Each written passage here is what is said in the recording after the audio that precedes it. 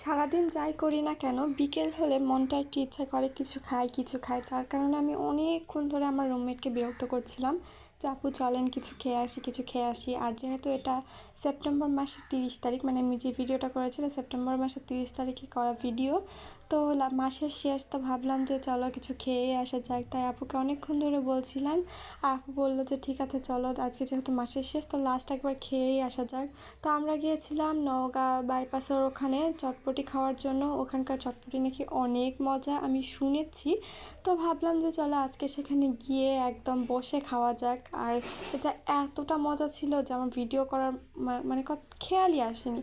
তাই খাওয়ার লাস্টের দিকে একটা ক্লিপ নিয়েছি।